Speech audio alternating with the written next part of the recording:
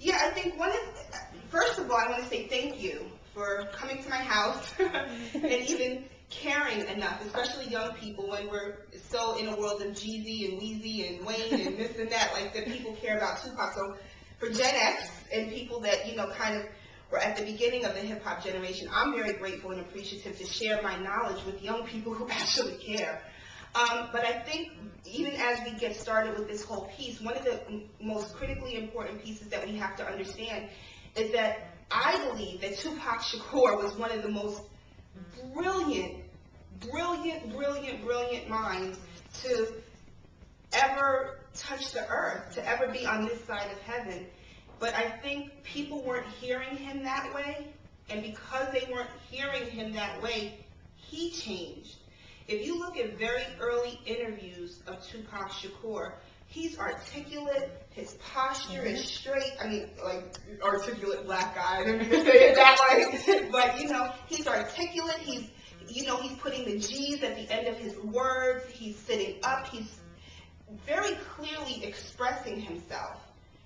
And something happened. Not quite sure what happened, don't know. And I never met him. And I did share that his mom was the keynote speaker at an event that I produced, and I'll show you the photos of that later. God bless Afeni Shakur, she's amazing. But I think he felt something inside whereby he had to change in order to get his message across, that there are black people suffering, that the streets are horrible, that poverty sucks, all of these things, and because of that, I think he had to change. And Jay-Z said something so profound: how can I help the poor if I'm one of them? And I wish Tupac would have been able to receive that message, because he had so much to say to so many people, but I think he could have done a lot more by not being one of them.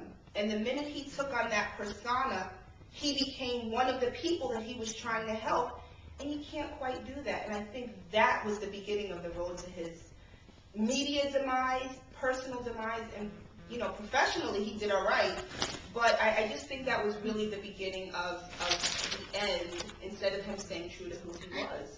And it's unfortunate and it's sad, but Jay-Z is absolutely right. He says, how can I help the poor if I'm one of them? You can't. You can't. So I think that's something that at the onset of the interview, I think that's something that's really important that we know and that we make note of. So. How do you feel about the media's portrayal of Tupac? I think the media's portrayal of Tupac is what it is. That's basically what he put out. You walk around, thug nigga, you get it tattooed on your chest. What do you expect? You can't expect the media to be extremely gracious. You know what? Everybody was saying how the media was extremely gracious to Barack Obama during his candidacy, that the media gave him a free pass, and perhaps to a certain degree they did. I think they were very hands-off because they didn't know what to do. They had to be careful what to say. They didn't want it to look like blatant racism.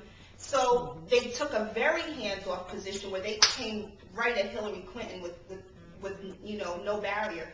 But I think we can't judge the media, because the media is going to accept and receive what you put out. So when you're spitting at the camera, and when you're throwing up your middle fingers, and I'm walking out of court, like this, and I love Tupac so dearly, but what are you going to expect? When you walked to my house downstairs and I came to the door with a smile, what did you do? You smiled back.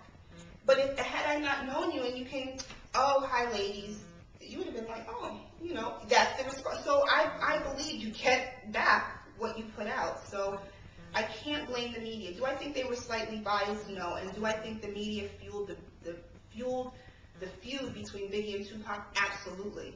But I think they don't do that to Will Smith. So you got to look at it for what it is. So the Thug Life, he said it stood for the hate you gave little infants. That's everybody. So Give your he said it was one interview. He said he's not calling himself a thug because he want to rob you and rape you and all the other stuff. And he gave, that was the first time he told what it meant, the Thug Life.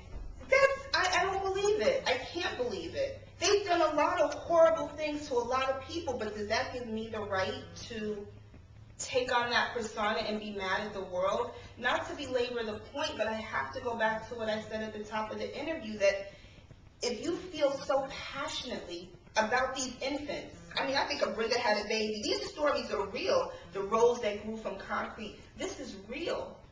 But how can you help that person if you're in that same situation? And I think it would be a little bit different if Tupac did not have the intellect that he did. If he didn't know any better, then of course, you do what you know. Many teenage moms, they raise their children the best they know how with the tools and resources that they have. But that wasn't Tupac. Tupac was a genius. I love Tupac. An absolute, I could sit and just watch him speak. I look at him like KRS-One or Martin Luther King or Barack Obama. I put them all in the same category because his words were mesmerizing. But it just really breaks my heart that he felt he had to go down that road in order to get that message across. So, talking about that thug life and the infants, yeah, but use your intellect to do more. And he had it. He had it, and that's where my heart breaks and my heart bleeds that his life was taken so soon, because he was one of those people that could have been a major catalyst for change. When he died, do you think that a piece of hip hop left with him? Of course, I still mourn over Tupac, because he spoke for us. He spoke to my generation. My father is in his late 50s, hates hip hop, these young kids. Because you can't speak for us. You don't know what we're going through. He speaks to the world what I want to say and did not have the ability to say. There's things that he said. He's telling you about teenage mothers. He's telling you about the oppressive conditions of the street and letting the world know. I can't say that. I can walk out in New York City right now and say, you know what, poverty sucks. Life in the hood is awful. They're not going to hear me. But there was something about him that made people listen. So when he died, when he was tragically murdered, of course, a whole piece of hip-hop died. It will never recover from that. It will never recover because he spoke for all of us. And he's not here anymore. His music, he has a new song with Keisha Cole, which I was like, I was watching TV, I'm like, no, I know he doesn't have another new song coming out. I want to know what he was doing while he was alive. I was like, well, Keisha Cole, that's brand new. But anyway, so, I do look forward to stuff like that. But yeah, a piece of me died when Tupac left us. Do you think he knew he was going to die since he recorded like well over 200 songs before he died? I don't think he knew he was going to die, but I think he didn't think he was going to live very long. He didn't quite know when. I know that's kind of a weird way to answer that question. But I believe that we all speak prophetically. And if I wake up every day and say today is going to be a great day, then chances are I'm going to have a pretty good day. But if I spoke every day about I don't have this, I don't have that, you start to manifest. They always say, does life imitate art or does art imitate life? I don't think he knew he was going to go that day, that morning, that way. But I think just by the fact that he did record so much, that he was extremely aggressive with his material, it's about a legacy. It's really about him establishing and maintaining his legacy. So, I don't know. Let's look at Biggie. He made an album, Ready to Die. I don't know. And one song, Tupac, he made a song called God Bless the Dead, praising Biggie, like talking about Biggie after he died before Biggie. I think it's a little prophetic. I think you speak into existence what you really want to manifest. Just imagine this whole conversation right now. I'm sure you guys being here right now interviewing me, it didn't just happen yesterday. At some point, you had to say something out of your mouth to you. You two had to have a conversation, and you brought it to your teacher. Do you see how your thoughts manifested your words manifested your actions, and then lo and behold, here we are recording this. So I do believe that what we say and what we speak, it's going to come.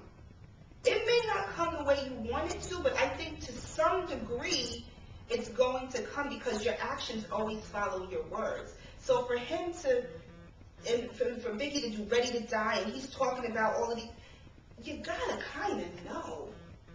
You gotta kind of know what's coming down the pipeline. So I don't know. I can't say with any level of comfort, oh, he woke up and he knew this day this was going to, that's nonsense. But, you gotta kind of know. Do you think he opened the eyes of middle and high-tech society to the reality of the ghetto?